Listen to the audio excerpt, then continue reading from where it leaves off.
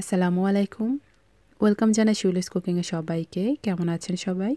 আশা করি সবাই ভালো আছেন। আমিও আলহামদুলিল্লাহ ভালো আছি। আমি আজকে শেয়ার করব ডিম আর পাউরুটি দিয়ে খুব সহজ আর খুব মজার একটি নাস্তার রেসিপি, যেটা কিনা অল্প সময় তৈরি করা যায় আর খেতেও খুব মজার হয়। তো চলুন দেখে নিই কীভাবে এই নাস্তাটি তৈরি করতে হয়। নাস্তাটি তৈরি করার জন্য আমি এখানে 2টো ডিম নিয়েছি আর নিয়েছি 3টি নর্মাল পাউরুটি। এখন এই ডিম দুটোকে ভেঙে একটি বাটিতে নিয়ে নেব আর নেব পরিমাণ মতো লবণ, 2টো কাঁচামরিচ কুচি খুব পাতলা করে কেটে নিয়েছি, আর দেব 1 টেবিল চামচ পেঁয়াজ কুচি, 1 টেবিল চামচ ধনিয়া পাতা কুচি। এখন এই সবগুলো উপকরণ একটি কাঁটা চামচ দিয়ে খুব ভালোভাবে মিশিয়ে নেব।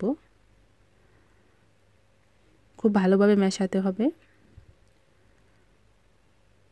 মেশানো হয়ে গেছে। এখন এই ব্রেডের টুকরোগুলো এই ডিমের মিশ্রণের মধ্যে ডুবিয়ে নেব আর একটা চামচ দিয়ে ডিমের মিশ্রণটা ব্রেডের উপরে ঠিক এরকম করে লাগিয়ে নেব। এখন এই নাস্তাগুলো ভেজে নেব।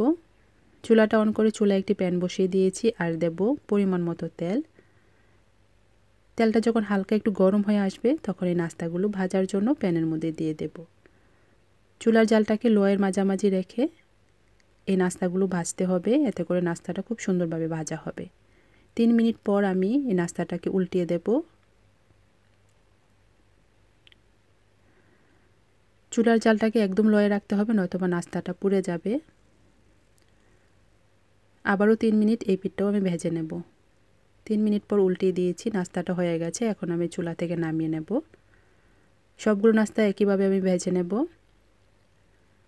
নাস্তাগুলো ভাজা হয়ে গেছে। এখন আমি গরম গরম থাকা অবস্থায় পরিবেশন করে নেব। তৈরি হয়ে গেল ব্রেড দিয়ে সহজ একটি নাস্তার রেসিপি। আপনারা চাইলে আমার রেসিপি ফলো করে খুব অল্প সময়ে এই নাস্তাটি তৈরি করে নিতে পারবেন। আমার রেসিপি ভালো লাগলে একটি লাইক দিবেন আর চ্যানেলটিকে সাবস্ক্রাইব করে চ্যানেলের পাশেই থাকবেন। আগে থেকে যারা আমার চ্যানেলের পাশে আছেন তাদেরকে জানাই অসংখ্য ধন্যবাদ। আশা করি সবসময় চ্যানেলের পাশে থাকবেন। সবাই অনেক ভালো থাকবেন। দেখা হবে নতুন কোনো পর্বে। আল্লাহ হাফেজ।